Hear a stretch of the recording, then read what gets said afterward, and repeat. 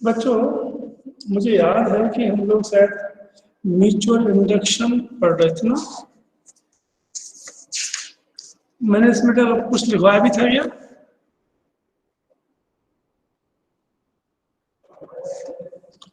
हमने कुछ इसमें लिखा भी था क्या?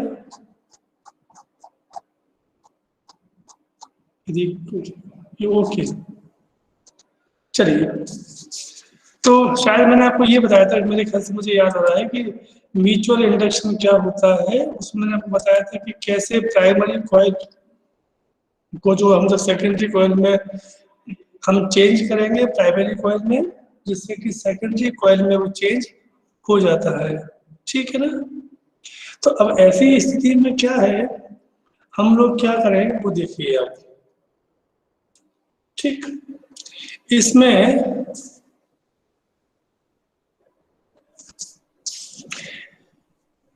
मैंने आपसे कहा था कि इसमें दो कॉइल होती हैं बेटा। एक को हम बोलते हैं प्राइमरी कॉइल, एक को हम बोलते हैं सेकेंडरी कॉइल। जिस कॉइल से हमारी बैटरी कनेक्ट होती है उसे हम कहते हैं प्राइमरी कॉइल, और जो दूसरी वाली होती है उसे हम कहते हैं सेकेंडरी कॉइल। इसमें भी कोई लड़ाई की बात नहीं है कि कौन सी प्राइमरी है कौन सी सेकेंडरी है। आपके पास दोनों ऑप्शन है।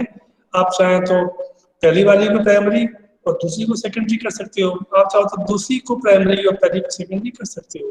ठीक, ये होता है। जैसे हमने उसमें पहले सेल्फ इंडक्शन पढ़ा था, फिर कोफिशिएंट ऑफ सेल्फ इंडक्शन पढ़ा था। ऐसे ही यहाँ हमने पढ़ा है म्यूचुअल इंडक्शन। अब हम लोग पढ़ने वाले हैं कोफिशिएंट ऑफ म्यूचुअल इंडक्शन और म्यूचुअल इंडक्टेंस। ध्यान देना, सेल्फ इंडक्टेंस उस खुद की कॉइल का होता है, और जो म्यूचुअल इंडक्शन होता है वो दोनों कॉइल का होता है। ओके, तो लिखिएगा ऐसी बात को। हेडिंग होगा आपका coefficient of mutual induction, coefficient of mutual induction और mutual inductance, mutual inductance.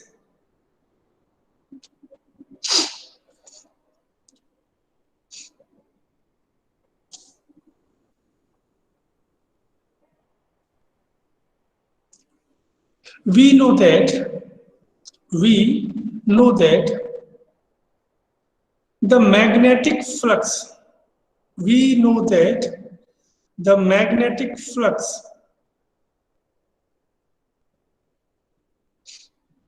linked with the secondary coil, linked with the secondary coil, linked with the secondary coil is directly proportional to the, is directly proportional to the,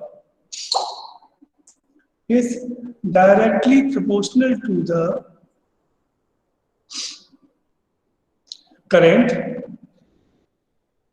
current flowing through the primary coil, flowing through the primary coil.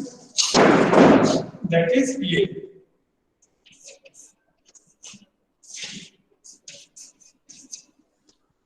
phi s proportional to IP। phi flux का है, I current है, S for secondary, P for primary. हम primary coil में current pass करते हैं जिससे secondary coil में flux develop हो जाएगा। ओके, और phi s is equal to M IP, M IP,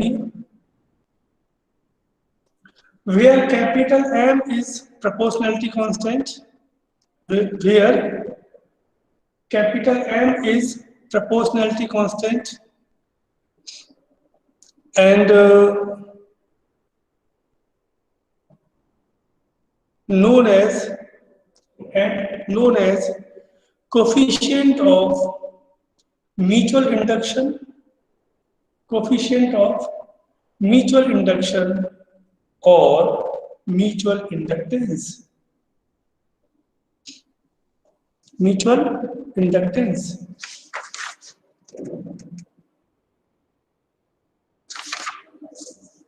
ठीक,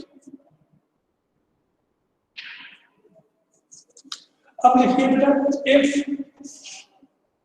IP is equal to 1, If IP is equal to 1, then phi s is equal to हो जाएगा m। ये क्या बोलता है?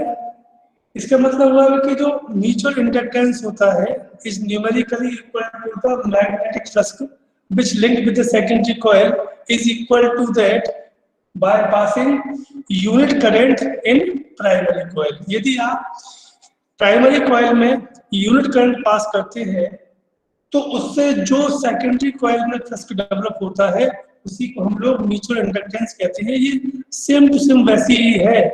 वहां पर क्या था, फाई प्रोपोर्शनल टू आई था, फिर phi is equal to L I हो गया था। बस अंतर ये है कि चूंकि वहां पे एक ही कॉइल थी तो इसलिए हमने एस पी नहीं लिखा था। इसमें क्या होता है, प्राइमरी कॉइल में करंट पास करते हैं, सेकेंडरी में फ्लक्स डेवलप होता है। उसमें क्या हो रहा था, जिस कॉइल में हम करंट पास कर रहे थे उसी में ही फ्लक्स भी डेवलप हो रहा था। ठीक है ना? तो phi s is equal to कितना आ जाएगा, एम। तो लिखिएगा that is mutual inductance of two coils, mutual inductance of two coils is defined as the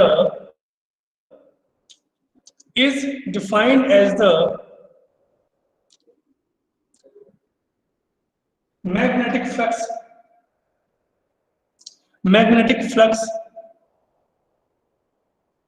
linked with the secondary coil,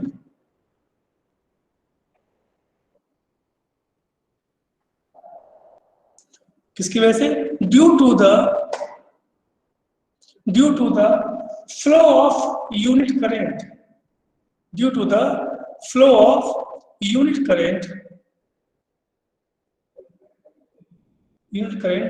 in the primary coil।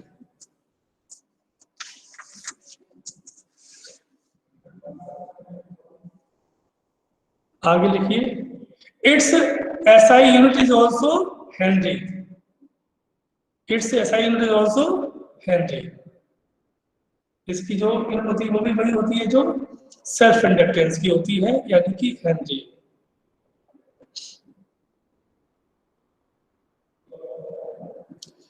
जैसे आपने वहां पर solenoid के लिए निकाला था, यहां भी हम निकालेंगे उसी सोलेनॉइड के लिए, मगर इसमें डबल हो जाएगा। तो हेडिंग होगा आपका म्यूचुअल इंडक्टेंस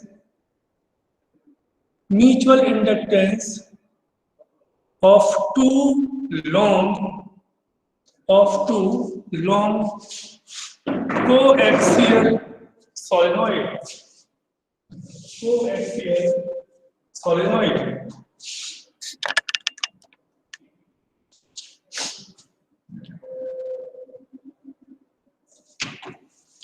ठीक।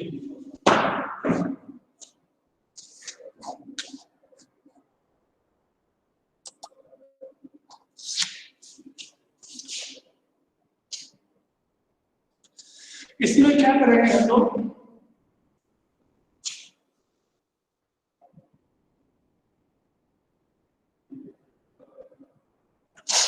ऐसे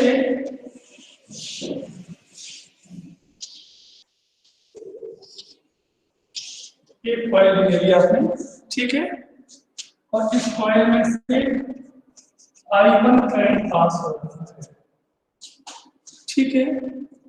एक दूसरी कॉइल लेंगे जो इधर से चलेगी, जिसे कि हम इसके ऊपर खींच को लपेटेंगे ऐसे,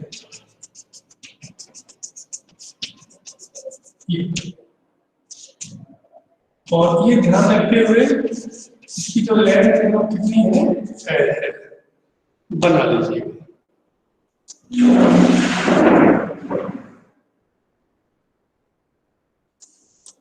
इस कॉइल को आप S1 मान लेना, इस कॉइल को S2।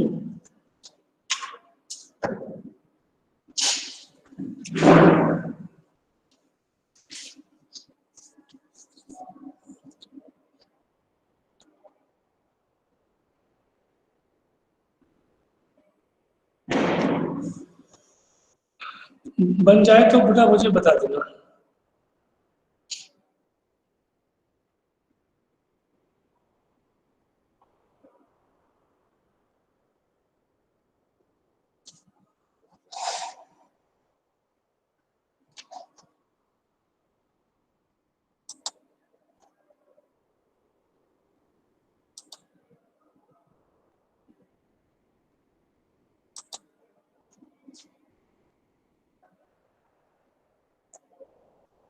बन गया बच्चों?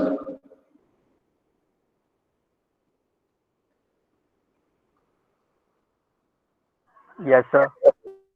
ओके, तो इसमें बेटा मैं आपको ये बताना चाह रहा हूँ कि इसमें दो कॉइल है, S1 पहले है और S1 के ऊपर हमने S2 को लपेट दिया है। तो लिखिएगा let us consider two solenoids S1 and S2, S1 and S2, S1 and S2, such that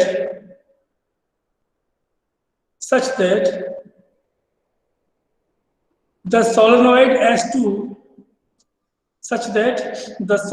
S2 completely surrounds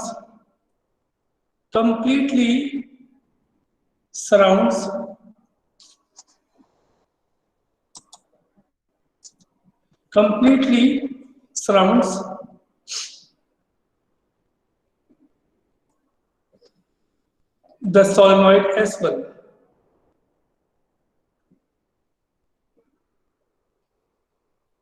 and length of each solenoid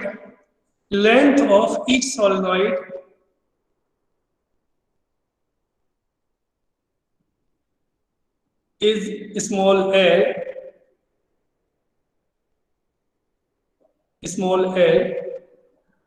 and area of cross section capital A.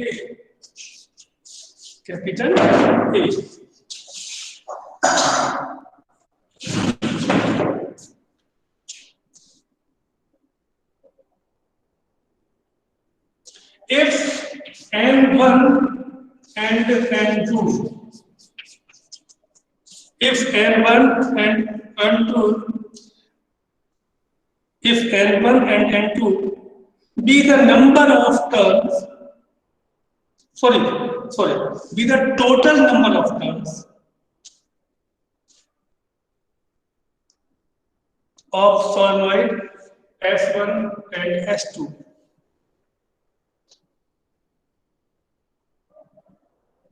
S1 and S2. Hence,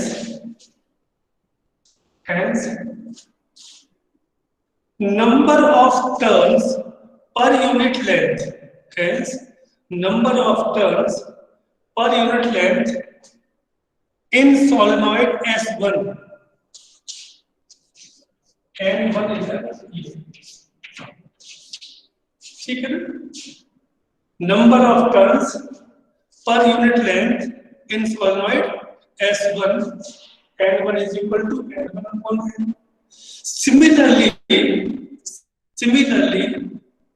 in solenoid S2, N2 is equal to N2 upon N. Right?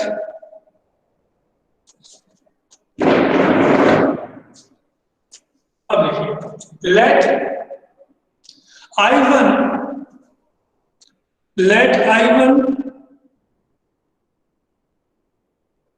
flow the current through solenoid S1.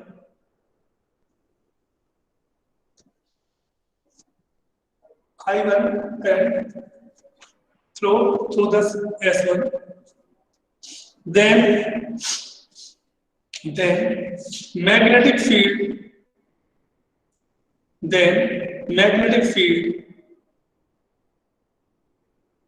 inside the solenoid S1 is given by B is equal to mu M1 L. ये हम लोग पहले पढ़ चुके हैं, वही पढ़ रहे हैं, sorry, mu naught N1 L और mu naught N1 upon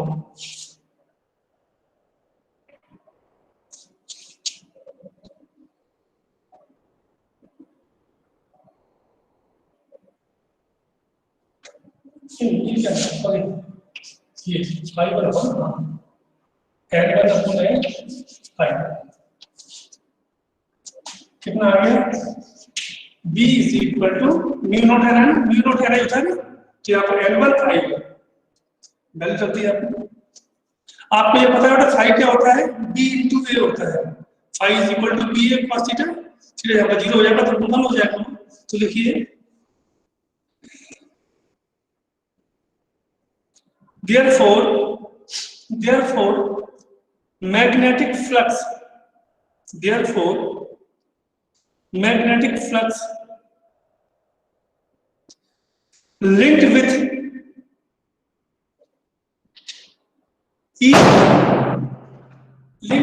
each turn of solenoid S2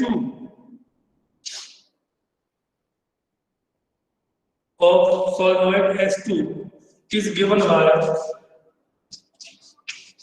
B1A। हम बात करें ईच टर्न की अभी, तो mu naught N1 upon L into I1A। ये है एक टर्न में S2 का एक टर्न, S2 में कितने टर्न है, N2। तो लिखिएगा therefore total magnetic flux, therefore total magnetic flux linked with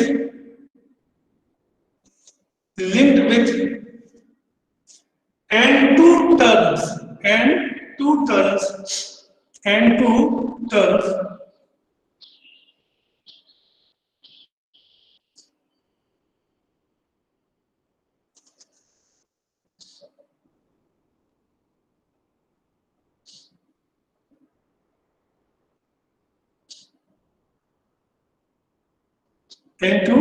turns of the solenoid S2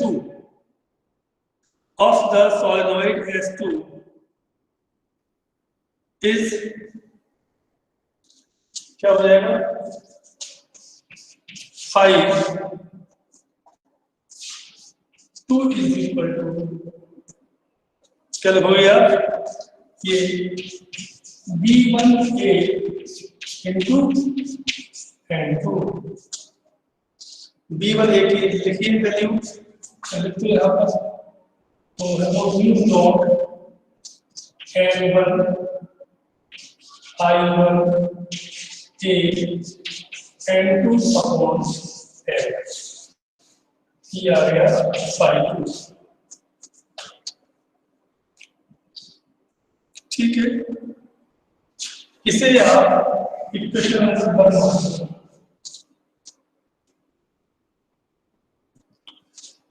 अब देखिए,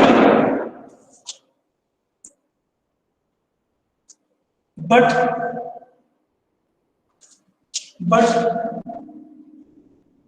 5 2 इज इक्वल टू हो जाएगा M12 I1,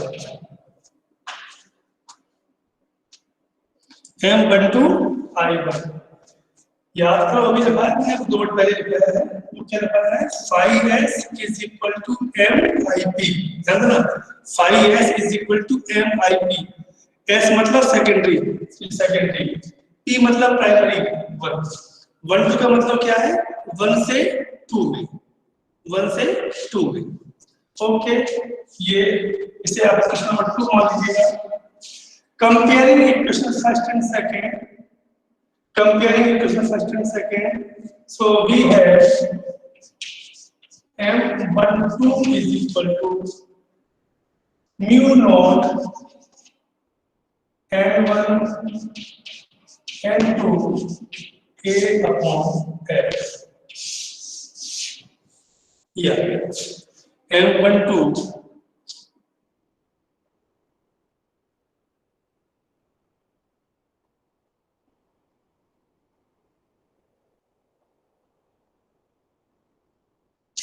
ठीक है बच्चों, ये कितना आ गया, M12 कितना आया है, ध्यान देना, mutual induction of first coil with respect to second आया है। फिर लिखो सिमिलरली, सिमिलरली जो M21 आएगा बच्चों वो भी यही आता है, कितना, mu naught N1 N2 A upon N, यही आएगा।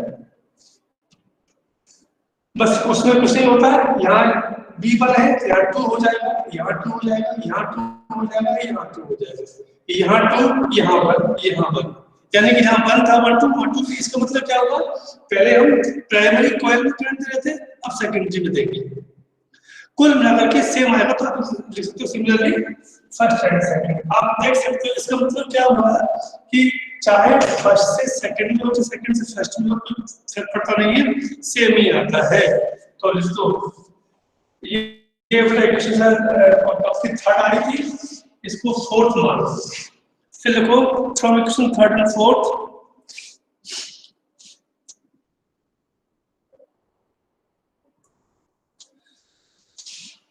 यहाँ पर capital M is equal to को mu naught N1 N2 A upon N, ये आपका आंसर है।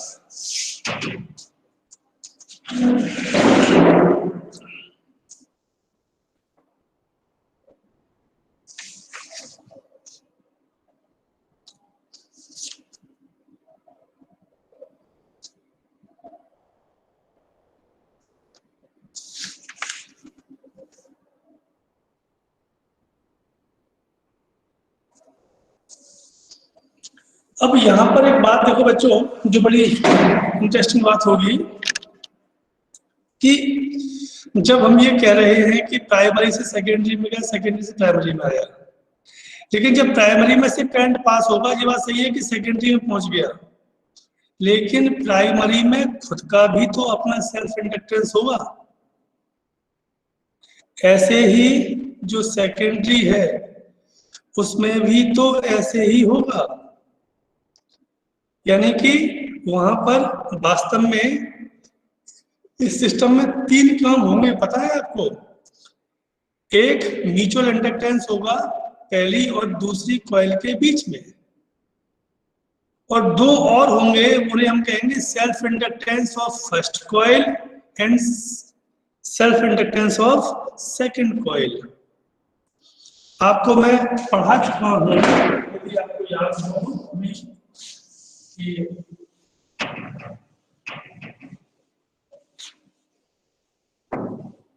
मैंने आपको पढ़ाया है, वो ये पढ़ाया है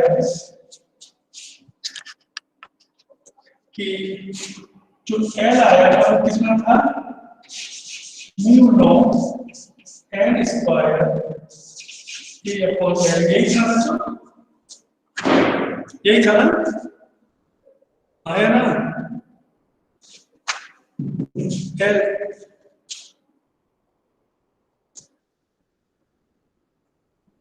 सब गूंगे हो गए,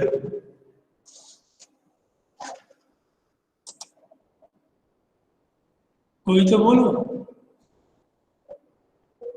हाँ तो इतना टाइम पे लगाते, मैं तो दौड़ा जाता हूँ बेटा।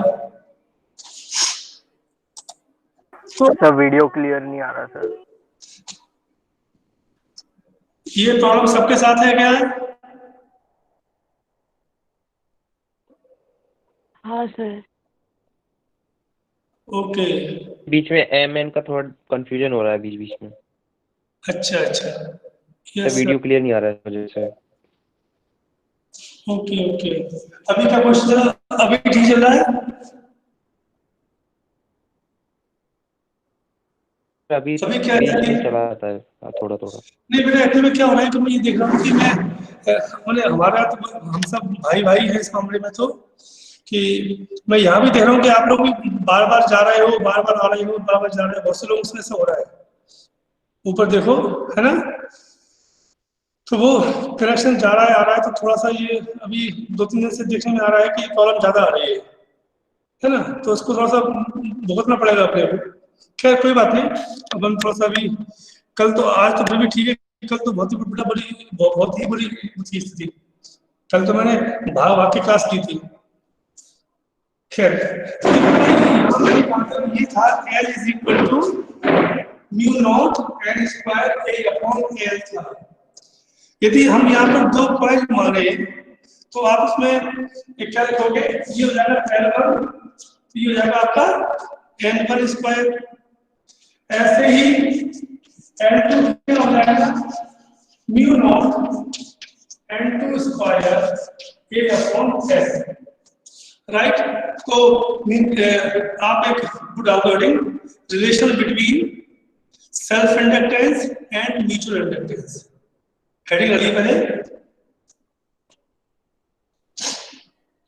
Relation between self inductance and mutual inductance,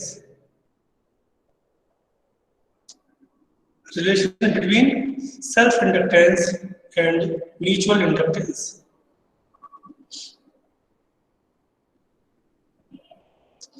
लिखिए, we know that self inductance of first primary and secondary coil is ये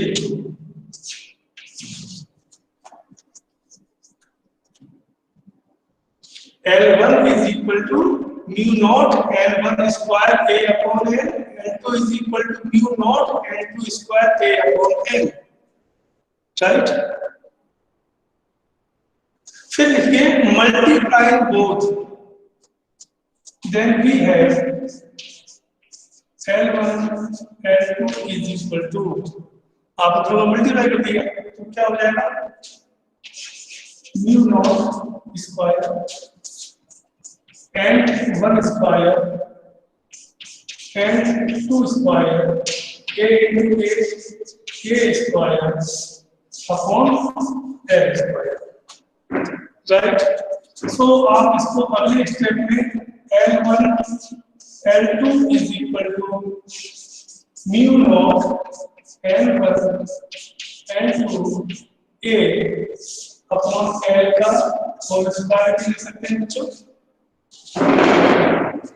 L1 L2 mu naught N1 N2 A upon L, ये क्या लिखा है बच्चों, ये क्या लिखा है आयुष सर? एम लिखा है, तो यहाँ पे क्या आ जाएगा अपने को, L1 L2 is equal to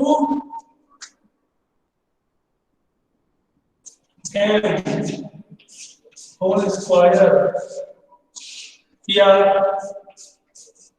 M is equal to under root L1 L2, क्या आ गया, M is equal to under root L1 L2।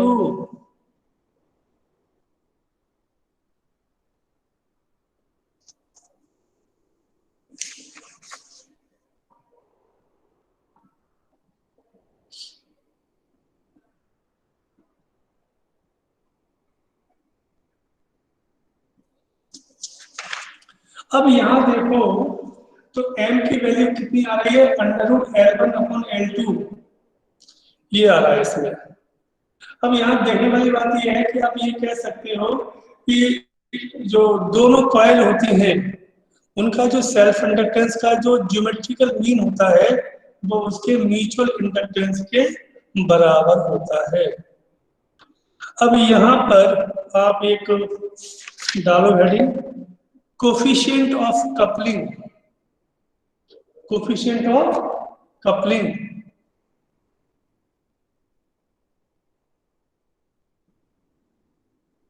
Coefficient of coupling,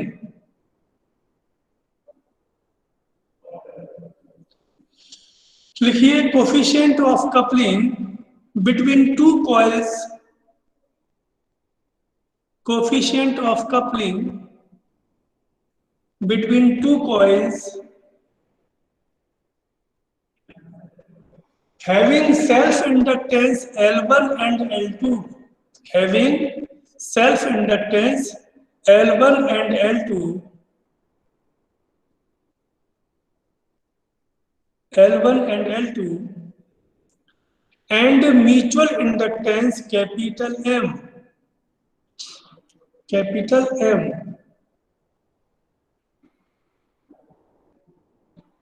capital M is given by, ये फार्मूला होता है इसका, K is equal to M upon under root L1 L2।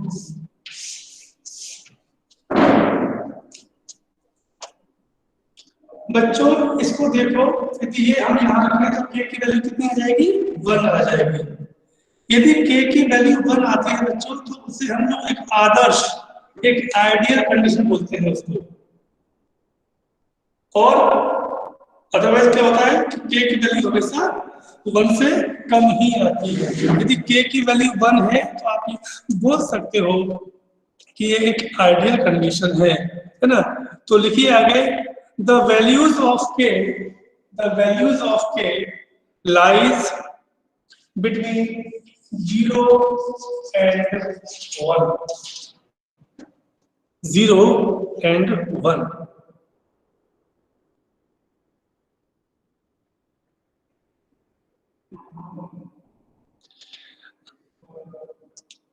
अब लिखिए, when K is equal to 1, when K is equal to 1, when K is equal to 1, then M is equal, ये है M is equal to under root L1 L2। ये हम लोग बनाएगा तो M is equal to under root L1 L2। तो आप क्या कहोगे, इसका मतलब क्या है, the coupling of two coils is very tight.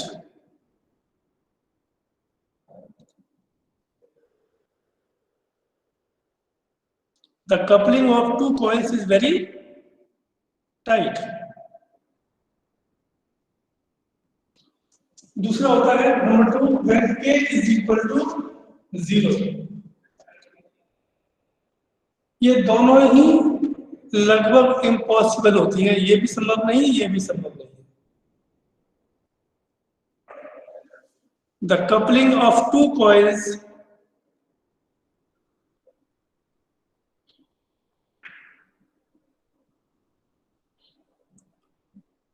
the coupling of two coils is too loose, is too loose।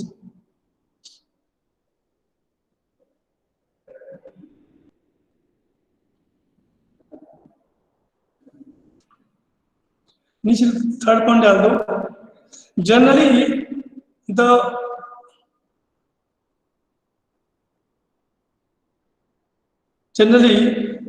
the value of K is always less than 1, less than 1 ही रहती है हमेशा।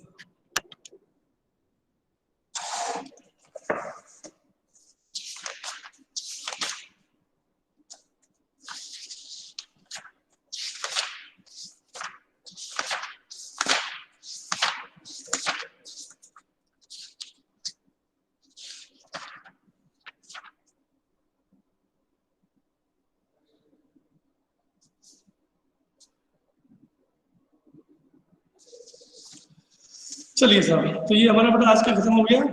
इसमें एक टॉपिक और रह गया है, AC जनरेटर। इसको भी अभी हम लोग नेक्स्ट क्लास में पढ़ने वाले हैं और उसको पढ़ते ही बस यहीं तक का वो सिलेबस है जो आप लोगों के एग्जाम में आने वाला है। जो हमारी आपसे बात हुई थी उसके हिसाब से बस जो आज तक पढ़ाया जाएगा वही आपके सिलेबस में होगा। ठीक है बच्चों,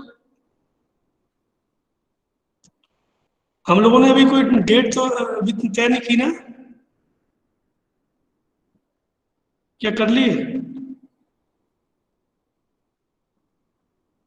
ओके, चलिए अभी कोई बात नहीं, एक काम करते हैं, अभी जब नेक्स्ट क्लास में आने वाले हैं तो पहले मैं उसको पढ़ा दूंगा पूरा, इसके बाद हम टाइम सेट कर लेंगे अपना। ठीक है, ओके ठीक है, थोड़ा सा चाय पानी पी के आइए, फिर अपन फिर से पढ़ते हैं।